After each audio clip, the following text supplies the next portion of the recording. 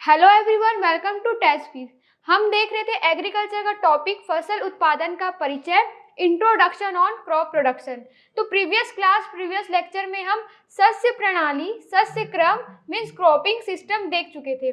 आज की क्लास में हम अपना टॉपिक कवर करेंगे क्रॉप रोटेशन, जिसे बोलते हैं फसल चक्र।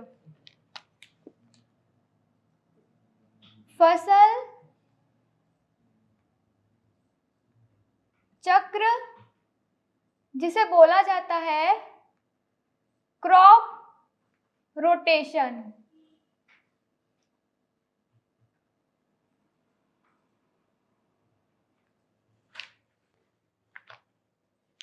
तो क्रॉप रोटेशन फसल चक्र क्या होता है? जब फसलों को किसी निश्चित क्षेत्रफल में निश्चित समय के लिए फसल को हेर बदलकर या फिर अदल बदलकर बोया जाता है, उनकी बुवाई की जाती है, तो उसे कहा जाता है फसल चक्र या फिर क्रॉप रोटेशन।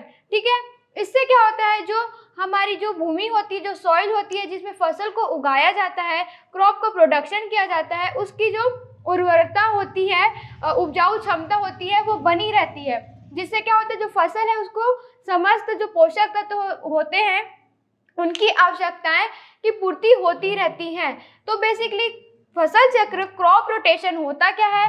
तो फसलों को निश्चित क्षेत्रफल पे निश्चित समय के लिए हेर बदल कर या फिर अदल बदल कर बोया जाना, उनकी बुवाई करते हैं, तो उसको बोलते हैं फसल चक्र। इससे क्या होती है, जो फसलों को हेर बदल कर या फिर अदल बदल कर बोया जाने से क्या होता है, जो मिट्टी की उपजाऊ क्षमता होती है, उर्वरक शक्ति जो होती है, वो बनी रहती है। ठीक है, और क्या होता है, इससे जो समस्त जो फसलों को आवश्यकताएं की जो पूर्ति होती है वो भी होती रहती है, जो पोषक तत्व रहते हैं वो भी मिलते रहते हैं, और जो भी उनको मूलभूत आवश्यकताएं होती है उसकी भी पूर्ति होती रहती है।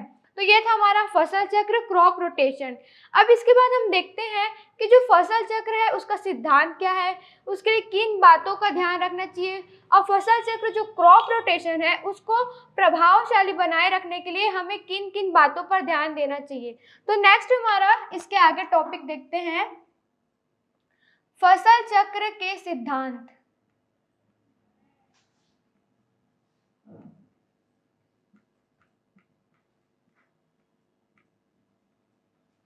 जिसे बोलेंगे प्रिंसिपल ऑफ क्रॉप रोटेशन। ठीक है, फसल चक्र के सिद्धांत, प्रिंसिपल ऑफ क्रॉप रोटेशन। तो इसमें आपको ये जो फसल चक्र है उसको और अधिक प्रभावशाली बनाने के लिए, ठीक है, उसको क्या करना चाहिए, उसको किन बातों का ध्यान रखना चाहिए, तो मैं आपको बताती हूँ। आप उसे पॉइंट वाइज लिखते जाइए, नोट डाउन करते चलिएगा। तो फसल चक्र के सिद्धांत, प्रिंसिपल क्या होते हैं कि अगर किन्हीं फसलों को अगर ज़्यादा उनको जल की मांग होती है तो क्या होता है, कुछ फसलें जो अधिक जल लेती हैं और कुछ फसलें कम जल लेती हैं। तो क्या होता है, जो अधिक फसल लेने वाली, जो अधिक जल लेने वाली जो फसल होती है उसके बाद कम जल लेने वाली फसलों को बोया जाना चाहिए।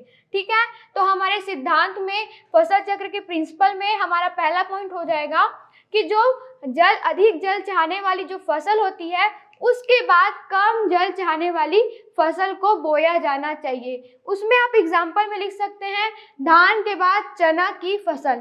ठीक है, धान के बाद चना की फसल, ये क्या एग्जाम्पल है उसके सिद्धांत में। फसल चक्र के सिद्धांत में जो हमने पहला पॉइंट लिखा कि जो जिन फसलों को अधिक जल की मांग होती है उसके बाद कम जल वाली जो मांग करती हैं फसलें, उनको बोया जाना चाहिए। उसमें आप एग्जाम्पल उदाहरण दे सकते हैं धान के बाद चना। ठीक है, दूसरा देखते हैं हम इसके बाद। दूसरा हमारा इसका सिद्धांत में हो जाएगा जो अधिक खाद चाहने वाली फसल है। क्या होता है, किन्हीं फसलों को अधिक खाद की आवश्यकता होती है और किन्हीं फसलों को कम खाद की आवश्यकता होती है। तो अधिक खाद चाहने वाली फसलों को के बाद कम खाद चाहने वाली फसलों को बोया जाना चाहिए। ठीक है, समझ में आया। सेकंड पॉइंट हमारा इसके सिद्धांत में हो जाएगा, इसके प्रिंसिपल में हो जाएगा कि जो अधिक खाद चाहने वाली जो फसलें होती हैं, जिनको अधिक खाद की आवश्यकता होती है, उन फसलों के बाद आप कम खाद वाली जिन्हें कम खाद की आवश्यकता होती है उन फसलों को बोया जाना चाहिए। तो ऐसी फसलें कौन सी हो जाएगी, आलू के बाद मूंग, जैसे कि आलू को अधिक खाद की आवश्यकता है और मूंग को कम खाद की आवश्यकता है, इसलिए इसके एग्जाम्पल में हो जाएगा आलू के बाद मूंग की फसल। ठीक है, अब हम देखते हैं तीसरा, इसमें तीसरा पॉइंट देखते हैं इसके सिद्धांत का। इसमें क्या हो जाएगा कि जो गहरी जड़ें वाली जो फसलें होती हैं, अब कुछ फसलों की जो जड़ें होती हैं वो गहरी होती हैं और कुछ फसलों की जो जड़ें होती है वो उथली होती है, मतलब ऊपरी भूमि में बस रहती है। ठीक है, तो क्या होता है, जो गहरी जड़ें वाली फसलें होती हैं उसके बाद उथली जड़ें वाली फसलों को बोया जाना चाहिए। ठीक है, तो हमारा थर्ड पॉइंट इसके सिद्धांत में होगा गहरी जड़ें वाली फसलों के बाद कम जड़ वाली, जो उथली जड़ वाली होती है, उन फसलों को बोया जाना। ठीक है, इसका एग्जाम्पल आप लिख सकते हैं, जैसे कि कपास के फसल के बाद मेथी की फसल। कपास का क्या हुआ, गहरी जड़ वाली होती है, और मेथी क्या हुआ, कम जड़ उथली जड़ें वाली होती है। ठीक है, तो क्या हुआ, गहरी जड़ें वाली के बाद उथली जड़ें वाली फसलों को बोया जाना, जिससे क्या हुआ, फसल चक्र प्रभावशाली बना रहे। तो इसका एग्जाम्पल क्या लिखेंगे, कपास के बाद मेथी की फसल। ये हमारे 3 पॉइंट्स हो गए। चौथा पॉइंट आप लिखना कि जिन फसलों को अधिक निंदाई की आवश्यकता होती है, अधिक गुड़ाई की आवश्यकता होती है, ठीक है, जिसमें आपको बहुत अधिक मेहनत करना पड़ रहा है, उन फसलों के बाद जिन्हें कम निंदाई कम गुड़ाई की आवश्यकता होती है, जिन फसलों को, उनको बोया जाना। ठीक है, तो हम ये सब पॉइंट, इसके सिद्धांत, इसके प्रिंसिपल इसलिए देख रहे हैं कि हमें ये फसल चक्र जो क्रॉप रोटेशन है उसे प्रभावशाली बनाना है। ठीक है, जिससे हमको आर्थिक लाभ हो सके। ठीक है, एग्रीकल्चर में हमें लाभ मिल सके, खेती में लाभ मिल सके, इसलिए विभिन्न प्रकार के डिफरेंट टाइप्स के आपको क्रॉपिंग सिस्टम देखने को मिलेंगे। क्रॉप रोटेशन किया जाता है तभी, ताकि उसकी भूमि की उर्वरा शक्ति बने रहे, उपजाऊ शक्ति बने रहे, और जितनी भी पोषक तत्व जो जिनकी आवश्यकताएं होती फसलों को वो मिलती रहे। तो हम इसके सिद्धांत में यही देख रहे हैं ना कि फसल चक्र को कैसे प्रभावशाली बनाया जा सकता है। तो हमने 3 पॉइंट्स देख लिए। तो हमारा चौथा पॉइंट क्या है कि जो फसल चक्र है इसमें जिन फसलों को अधिक निंदाई, जिसमें ज़्यादा आपको मेहनत की आवश्यकता हो रही, ज़्यादा आपका श्रम लग रहा है, जिसमें अधिक निंदाई गुड़ाई की आवश्यकता हो रही है, उन फसलों के बाद जिसमें आपको कम मेहनत करना पड़ रहा है, जिसमें कम आपको निंदाई की आवश्यकता, कम गुड़ाई करना पड़ रहा है, जिन फसलों के लिए, उन फसलों को बोया जाना। ठीक है, ये हमारा 4th पॉइंट है। इसका आप एग्जाम्पल लिख सकते हैं, गन्ना के बाद गेहूं। ठीक है, गन्ना के बाद गेहूं, इस हमारे 4th पॉइंट का एग्जाम्पल या फिर उदाहरण जो बोल सकते हैं वो हो जाएगा। अब हम देखते हैं, ये 4th पॉइंट हो गया। हमारा 5th पॉइंट हो जाएगा जो फलीदार जो फसलें होती हैं। ठीक है, जो लेग्यूम क्रॉप्स होते हैं, उसके बाद जो फलीदार फसलें नहीं होती हैं, नॉन लेग्यूम फसलों क्रॉप को बोया जाना। ठीक है, फलीदार फसलों के बाद जो फलीदार फसलें नहीं होती हैं उनको बोया जाना। इसके एग्जाम्पल में लिख सकते हैं, सोयाबीन के बाद गेहूं। हमारा 5th पॉइंट का एग्जाम्पल हो जाएगा सोयाबीन के बाद गेहूं। जो सोयाबीन होता है वो क्या होता है, फलीदार फसलें होती हैं। ठीक है, उसमें लेग्यूम होता है ना, और जो गेहूं हो गया वो नॉन लेग्यूम क्रॉप्स है, जिसमें फलीदार नहीं है। तो मैंने क्या बताया आपको 5th पॉइंट, कि जो फलीदार फसलें हैं उसके बाद जो बिना फलीदार जो फसलें हैं, क्रॉप्स है, उन्हें नॉन लेग्यूम जो क्रॉप्स है उन्हें बोया जाना। ठीक है, उसका एग्जाम्पल में क्या लिखा हमने, सोयाबीन के बाद जैसे आप गेहूं की फसलें, गेहूं के क्रॉप्स आप लगा सकते हैं। अब इसके बाद हम 6th पॉइंट देखते हैं, जो घरेलू आवश्यकताओं की पूर्ति करने वाली जो फसलें होती हैं, जैसे तिलहनी फसलें, oil seed plants. Oil seed जो क्रॉप्स होते हैं, तिलहनी फसलें होती हैं, वो क्या होता है उसका बेसिकली कि जिन फसलों के बीजों से हमें तेल प्राप्त होता है।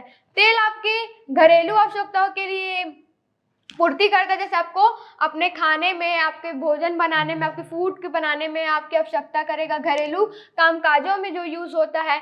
तो क्या हुआ, तिलहनी की फसलें, ऑयल सीड क्रॉप, जिन फसलों के बीजों से आपको तेल प्राप्त होता है, और दलहनी फसलें जिनसे आपको दाल प्राप्त होगा, जिसमें आपको प्रोटीन मिलेगा। ठीक है, प्रोटीन की अधिकता होती है ना दलहनी फसलों में। तो ऐसे क्रॉप्स जो घरेलू आवश्यकताओं की पूर्ति करते हैं उनको बोया जाना ये भी क्या करता है, प्रभावशाली बनाता है हमारे फसल चक्र को। तो ये क्या था हमारा, हमने क्रॉप रोटेशन तो पढ़ा ही। अब क्रॉप रोटेशन जो फसल चक्र है उसको कैसे प्रभावशाली बनाया जा सकता है उसके हमने सिद्धांत में उसे पढ़ लिया। ठीक है, अब हम देखते हैं जो फसल चक्र है उसकी सघनता, क्रॉप रोटेशन इंटेंसिव बोलते हैं। क्या, फसल चक्र सघनता या फिर क्रॉप रोटेशन इंटेंसिव। फसल चक्र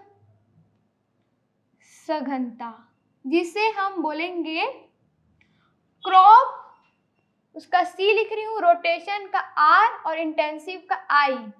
ठीक है, क्रॉप रोटेशन इंटेंसिव जिसे बोलेंगे फसल चक्र सघनता। अब ये फसल चक्र सघनता, क्रॉप रोटेशन इंटेंसिव क्या होता है, तो जब फसल चक्र में जितनी फसल आपको लेना है, ठीक है, तो उसको क्या बोलेंगे, फसल चक्र में ली गई फसलों की संख्या, नंबर ऑफ क्रॉप्स। ठीक है, जितनी फसलें आपने फसल चक्र में ली हैं उसको आपको क्या करना है कि जितनी अवधि के लिए फसल चक्र होती है उससे भाग करना है। फिर जो आपको भागफल प्राप्त होगा उससे आपको 100 का गुणा करना है। उसके बाद जो राशि प्राप्त होगी वो होगी आपकी फसल चक्र सघनता, जिसे बोलेंगे आप क्रॉप रोटेशन इंटेंसिव। ठीक है, एक बार फिर से इसे रिवाइज कर लेते हैं। तो फसल चक्र सघनता क्या होती है, क्रॉप रोटेशन इंटेंसिव क्या होता है। तो फसल चक्र में टोटल ली गई फसलों की संख्या, ठीक है, फसल चक्र में फसलों की ली गई संख्या में आपको करना है जितना फसल चक्र की अवधि है, जितना फसल चक्र में आपको समय लग रहा है उससे आपको भाग देना है। फिर जो भागफल प्राप्त होगा उसको आपको 100 से मल्टीप्लाई करना है, 100 से गुणा करना है। उसके बाद जो आपको राशि प्राप्त होगी वो होगी आपकी फसल चक्र सघनता या फिर क्रॉप रोटेशन इंटेंसिव। तो इसका हम फॉर्मूला देख लेते हैं। जैसे कि मैंने जो डेफिनेशन में बताया है उसके ही बेस पे आप इसका फॉर्मूला बना सकते हैं। तो इसका फॉर्मूला CRI का फॉर्मूला क्या होगा, CRI मतलब क्रॉप रोटेशन इंटेंसिव। तो मैंने क्या बताया कि फसलों की संख्या, नंबर ऑफ क्रॉप्स, ठीक है, फसलों की संख्या, नंबर ऑफ क्रॉप्स, ठीक है, उसको किससे भाग देना है, फसल चक्र की अवधि, फसल चक्र की अवधि, इसे बोलेंगे ड्यूरेशन ऑफ क्रॉप रोटेशन। ठीक है, उसका अब इन दोनों का भाग देने पे जो इन लोग का भागफल प्राप्त होगा, ठीक है, जो आपको नंबर भागफल के मिलेंगे उसको आपको मल्टीप्लाई करना है 100 से, 100 से गुणा करना है। उसके बाद ये फॉर्मूला को सॉल्व करने के बाद जो आपको राशि प्राप्त होगी वो आपका होगा फसल चक्र की सघनता। इस बेसिस पे, इस आधार पे आप फसलों की सघनता फसल चक्र के दौरान आप ज्ञात कर सकते हैं। तो जैसे कि मैंने इसके डेफिनेशन में फसल चक्र की सघनता CRI क्रॉप रोटेशन इंटेंसिव की जो डेफिनेशन है, परिभाषा है, उसमें जैसे मैंने आपको डिस्क्राइब किया है उससे ही ये फॉर्मूला बना है कि फसल चक्र में फसलों की संख्या, जितनी आपने फसल की संख्या ली है उसको आप डिवाइड करेंगे, भाग देंगे फसल चक्र में, फसल चक्र की अवधि से, कितना उसका ड्यूरेशन है, फसल चक्र में कितनी अवधि, कितना समय लग रहा है। फिर जो भागफल आपको प्राप्त होगा उसको आप मल्टीप्लाई करेंगे, गुणा करेंगे 100 से, फिर जो राशि प्राप्त होगी वो होगी आपकी फसल चक्र सघनता CRI क्रॉप रोटेशन इंटेंसिव। ऐसे आप इसे निकाल सकते हैं। क्या बोल सकते हैं, CRI equal to number of crops, ठीक है, divided by duration of crop rotation into 100। ठीक है, इससे आप CRI क्रॉप रोटेशन इंटेंसिव निकाल सकते हैं। अब जो फसल चक्र सघनता है उसको ज्ञात करने के लिए आपको किन बातों को ध्यान में रखना चाहिए, किन पॉइंट्स को, किन बिंदुओं को ध्यान में रखना चाहिए, उसे आप फिर से नोट डाउन करते चलिए, ठीक है। अगर आपके पास नोट्स अवेलेबल नहीं है तो आप इस क्लास को बैक करके क्लास को देखते हैं, आप अपना नोट डाउन करते चलिए कुछ पॉइंट्स को, ठीक है। अब क्या हम देख रहे हैं, फसल चक्र सघनता CRI क्रॉप रोटेशन इंटेंसिव में ज्ञात करते समय आपको किन किन बातों को ध्यान रखना चाहिए, किन बिंदुओं को ध्यान रखना चाहिए। तो इसमें आप अपना पहला पॉइंट लिख सकते हैं, जो मिश्रित फसलें होती हैं, जो हमने शस्य प्रणाली, शस्य क्रम, क्रॉपिंग सिस्टम में जिसमें हमने पढ़ा था उसके सेकंड टाइप्स में, कि जो मिश्रित फसलें होती हैं, जब दो या दो से अधिक फसलों को एक ही क्षेत्रफल, एक ही निश्चित भूमि में बोया जाता है, वो क्या होती है, मिश्रित फसलें होती हैं। तो मिश्रित फसलों को आप कभी भी एक ही फसल उसको गिना जाएगा, अलग अलग फसलें नहीं बोला जाएगा, ठीक है। तो मिश्रित फसलों को हमेशा एक ही फसल माना जाता है, जैसे कि सोयाबीन और मक्का को हम एक ही फसल काउंट करेंगे, तो उनका जब फसल चक्र निकालेंगे तो उनको एक ही काउंट करेंगे, ठीक है। जैसे कि हमने फसलों की संख्या हमने पढ़ा था ना, तो उसका ये पहला पॉइंट हो गया। हमको क्या बात ध्यान रखना है कि जो फसल चक्र में जो मिश्रित फसलें आप लेंगे उसको आप एक ही फसल काउंट करेंगे, एक ही मानेंगे, जैसे सोयाबीन और जो मक्का की जो मिश्रित फसलें होती है उसे आप एक ही काउंट करेंगे, ठीक है। दूसरा हो जाएगा जो हरी खाद वाली फसलें होती हैं, जो परती भूमि वाली होती है, फैलो लैंड वाली होती है, उसे आप कभी भी फसलों में काउंट नहीं करेंगे। हरी खाद वाली फसलों को, परती भूमि वाली को, फैलो लैंड वालों को आप कभी भी फसलों में काउंट नहीं करेंगे। थर्ड पॉइंट होगा जो फसल चक्र जो सघनता CRI जो निकलेगा, आपको जो प्राप्त होगा वो हमेशा परसेंटेज, प्रतिशत में ही प्राप्त होगा, ठीक है, परसेंटेज में ही प्राप्त होगा। उसकी जो आएगा, जो आपको राशि प्राप्त होगी वो प्रतिशत में ही प्राप्त होगी। अब क्या होगा, जो फसल चक्र सघनता क्रॉप रोटेशन इंटेंसिव है उसका जो मान, उसका वैल्यू है वो 100%, 100% से कम नहीं होगा, उससे अधिक ही रहेगा, ठीक है। अब लास्ट पॉइंट इसमें देखते हैं कि जो जहाँ अधिक वर्षा वाली होती है क्षेत्र होते, वर्षा आधारित वाली जो क्षेत्र होती है, शुष्क क्षेत्र होते हैं, उसमें जो फसल लिए जाते हैं उसका जो फसल चक्र सघनता होती है, क्रॉप रोटेशन इंटेंसिव होता है, उसका 100% होता है। ये था हमारा जो फसल चक्र सघनता में जिन बातों को आपको ध्यान रखना था, वो बिंदु, वो पॉइंट्स थे। अब इसके बाद हम लास्ट देखते हैं, इसमें कुछ फसल चक्र देखेंगे और उसकी सघनता देखेंगे, ठीक है। फसल चक्र व उनकी सघनता।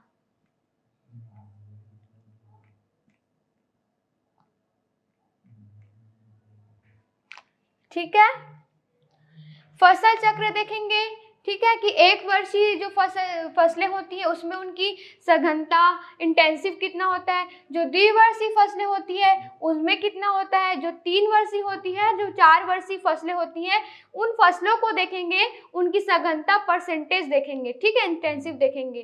तो स्टार्ट करते हैं हम 1 वर्षीय से। 1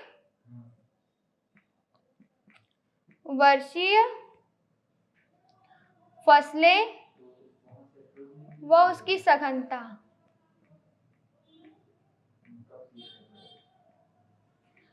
पहला इसमें देखते हैं परती सरसों,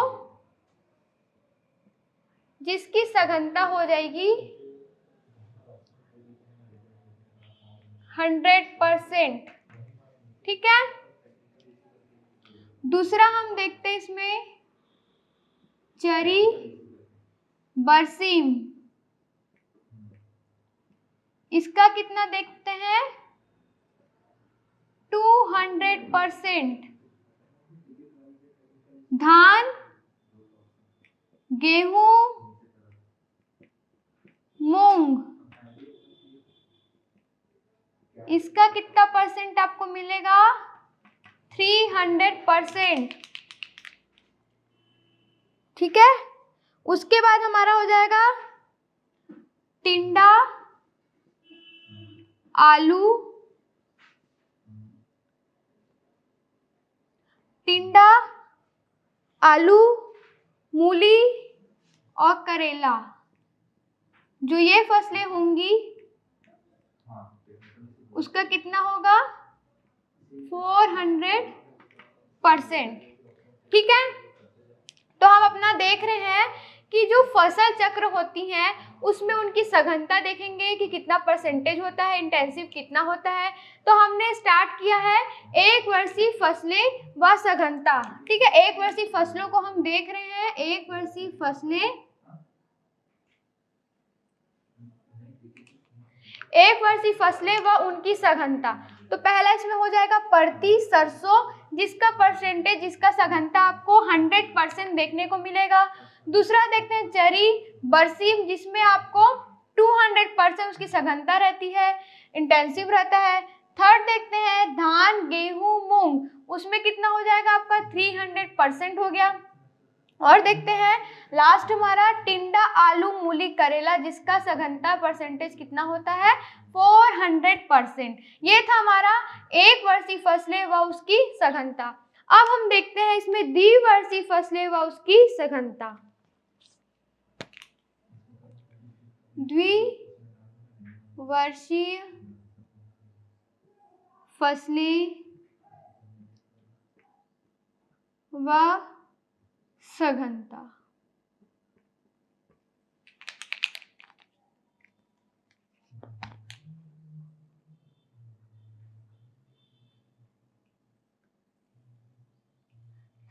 ठीक है, तो इसमें द्विवर्षीय में हमारा हो जाएगा कपास मटर प्रति गेहूं, कपास मटर प्रति गेहूं। ये फसलें आ जाएंगी हमारी द्विवर्षीय फसलें वो उसकी सघनता में। तो इसका हम लोग देखते हैं कितना परसेंटेज होता है? 3/2 इंटू 100, तो हो गया इसका 150%। ठीक है, इसका कितना आपको सघनता देखने को मिलेगा, कितना प्रतिशत देखने मिलेगा? तो 150% देखने को मिलते हैं। ठीक है, अब इसका हम दूसरा एग्जांपल देखते हैं, मक्का जौ प्रति गेहूं, मक्का जौ प्रति गेहूं, इसका भी हमें 150% देखने को इसकी सघनता इंटेंसिव मिलती है इन फसलों की भी। ठीक है, तो ये क्या है? हमारी द्विवर्षीय फसलें और उसकी सघनता है। ठीक है, इसमें हम देखते हैं थर्ड हमारा इसका एग्जाम्पल चरी गेहूं चरी मटर, चरी गेहूं चरी मटर। ठीक है, द्विवर्षीय फसलें उसकी सघनता में हमारा हो गया चरी गेहूं चरी मटर। ठीक है, इसका परसेंटेज हम देखते हैं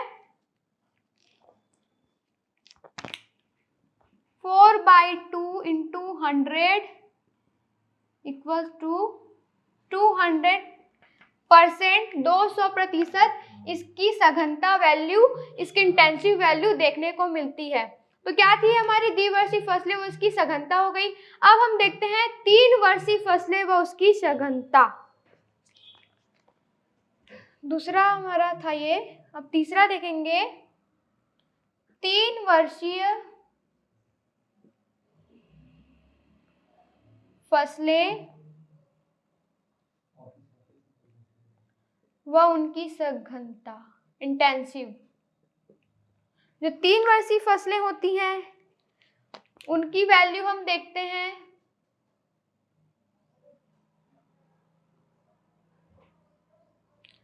तो इसमें हमारा पहला एग्जाम्पल हो जाएगा मूंगफली गन्ना आलू पेड़ी।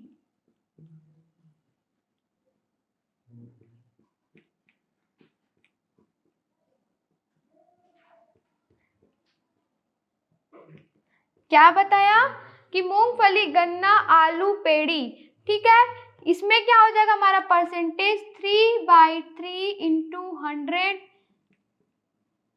100%, ठीक है। इसमें हमको कितने देखने को मिलेगा, मूंगफली, गन्ना, आलू, पेड़ी, जो हमारी 3 वर्षीय फसलें हैं उसकी सघनता आपको देखने को मिलेगी 100%, 100%। अब इसका हम दूसरा एग्जाम्पल देखते हैं। मूंगफली,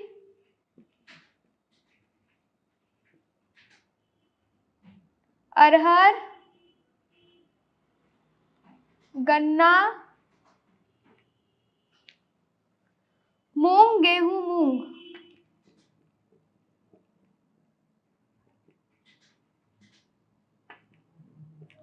ठीक है। दूसरा एग्जाम्पल होगा हमारा मूंगफली, अरहर, गन्ना, मूंग, गेहूं, मूंग, ठीक है। ये जो इसका जो परसेंटेज है वो कितना होगा, 5/3 इंटू 100, 166.66%, ठीक है। इसका जो सघनता होगी वो कितनी होगी, 166.66%। अब थर्ड इसमें देखते हैं हम, मक्का, आलू, हरी खाद, गन्ना, इसका भी हमें 100% सघनता जो इंटेंसिव होती है वो देखने को मिलती है, ठीक है। तो ये हमारी थी 3 वर्षीय फसलें, वो उसकी सघनता थी। अब लास्ट इसमें देखेंगे हम 4 वर्षीय फसलें, 4 वर्षीय फसलें व उसकी सघनता।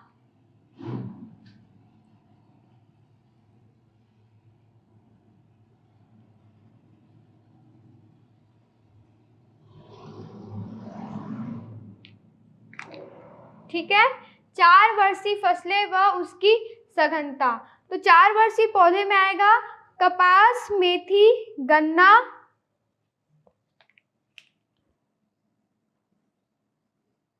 कपास, मेथी,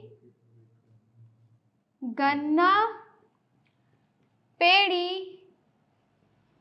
सनई। क्या देख रहे हैं हम, कपास, मेथी, गन्ना, पेड़ी, सनई और गेहूं। तो इसका परसेंटेज क्या हो जाएगा, 6/4 इंटू 100, 150%, ठीक है। तो ये हमारा था 4 वर्षीय फसलें व उसकी सघनता, ठीक है। ये हमारा फसल चक्र व उनकी सघनता में हमने 1 वर्षीय, 2 वर्षीय, 3 वर्षीय और 4 वर्षीय फसलें व उसकी सघनता को देख लिया है, ठीक है। तो अब इसको हम एक बार रिवाइज कर लेते हैं। आज की क्लास में हम देख रहे थे क्रॉप रोटेशन, फसल चक्र, जिसमें मैंने आपको बताया कि जो फसल चक्र होता है वो निश्चित क्षेत्रफल में निश्चित समय के लिए जो फसल होती है उनको हेर बदल कर या फिर अदल बदल कर बोया जाता है, जिससे जो भूमि, जो सॉइल होती है उसकी फर्टिलिटी, उपजाऊ क्षमता, उपजाऊ शक्ति बनी रहे, जिससे जो फसलें हैं उनको पोषक तत्व, जितनी उनकी मूलभूत आवश्यकताएं हैं, जिनकी आवश्यकताएं उसकी पूर्ति होती रहे। वो थी हमारी फसल चक्र, क्रॉप रोटेशन। क्रॉप रोटेशन के बाद हमने देखा कि फसल चक्र के सिद्धांत, प्रिंसिपल ऑफ क्रॉप रोटेशन, जिसमें मैंने आपको बताया कि अगर फसल चक्र है तो उसको और अधिक इफेक्टिव, मतलब प्रभावशाली बनाने के लिए हमें किन किन पॉइंट्स को ध्यान में रखना चाहिए, किन किन बिंदुओं को अपने ध्यान में रखना चाहिए, उन पॉइंट्स को मैंने आपको नोट डाउन करवा लिया है।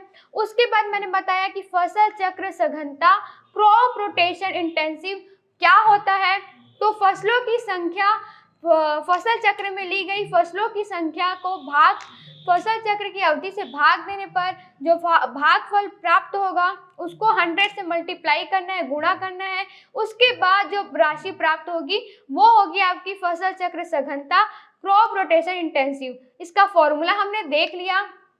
फिर जो ये फसल चक्र है उसको ज्ञात करने के लिए आपको कौन कौन से बिंदुओं को अपने ध्यान में रखना चाहिए, उस पॉइंट्स को भी हमने देख लिया।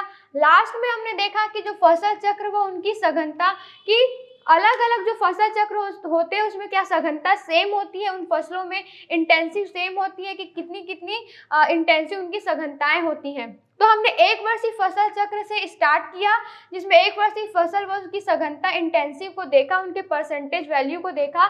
तो उसमें हमने कुछ एग्जांपल्स देखे फसलों के।